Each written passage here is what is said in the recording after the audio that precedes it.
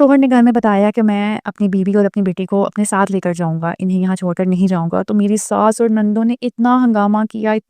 किया कि मैं अल्फ़ाज़ में बयान नहीं कर सकती। मेरी सास यहाँ तक कि मेरे शोहर के सामने मुझे मारने को आ रही थी, मेरे बाल नोचने और मेरी नंदें जिन्होंने अपने शोहर को काबू में किए हुए हैं, उन्होंने मुझे इतने गंदे अल्क़ाबात से नवाज़ा कि मैं बयान नहीं कर सकती, जादूगरनी और पता नहीं क्या-क्या। खैर मेरे शोहर ने सबके मुँह बंद करवाए और एंड पर फिर मेरी सास ने ड्रामा किया कि तुम अगर इसको ले जाओगे तो मेरी खिदमत कौन करेगा। जब इधर मेरे शोहर ने मेरे लिए स्टैंड लिया ना, तो मैंने अपने शोहर की पुरानी सारी बातें भुला दी, क्योंकि इस सारे प्रोसेस के दौरान मेरे माइंड में सिर्फ और सिर्फ यही बात थी कि मेरे शोहर ये सब कुछ कर तो रहे हैं। मेरी सास और नंद ने बाद में जो हंगामा करना है ना, मेरे शोहर उनके सामने नहीं बोल पाएंगे, लेकिन जब मेरे शोहर अपनी माँ और अपनी बहनों के सामने मेरे हक में बोले तो मैंने अपने शोहर के पुराने सारे जुल्म भुला दिए। मेरे शोहर ने कहा कि इतने सालों से वही आपकी खिदमत कर रही है, आपकी बेटियों की खिदमतें कर रही है, आप किसी और को मौका भी, और वैसे भी हम आते जाते रहेंगे, इतनी कयामत कोई नहीं आ गई। 3 दिन बाद हमारी फ्लाइट थी, मेरी सास का मुंह बना हुआ, मेरी नंदों का मुंह बना हुआ, उन्होंने मुझे ढेर सारी बद्दुआएं, लेकिन मेरे माँ बाप की दुआओं और मेरे शोहर की मोहब्बत के साथ हम लोग सऊदीया में। अब जब हम सऊदीया पहुंचे तो मुझे ये था कि हम आगे किधर जाएंगे, लेकिन मेरे शोहर इस दफा आने से पहले हमारे लिए घर, फर्नीचर, ईच एंड एवरीथिंग सब कुछ सेट करके गए हुए थे। अब आने के बाद मुझे मेरे शोहर ने बताया कि मुझे इधर साथ लाने की जो वजह थी वो मुझे मेरे शोहर ने बताया। उन्होंने बताया कि उसका एक दोस्त था, उसकी बीवी भी तुम्हारी तरह सास की खिदमतें करती, नंदों की खिदमतें करती, और उसका शोहर इधर ही मौजूद था जब उसका पाकिस्तान में इंतकाल हो गया, और अब जब वो जाता है तो उसे कोई नहीं पूछता, और जब वो पाकिस्तान जाता था उसकी बीवी उसकी इतनी खिदमतें करती थी, उसके आगे पीछे,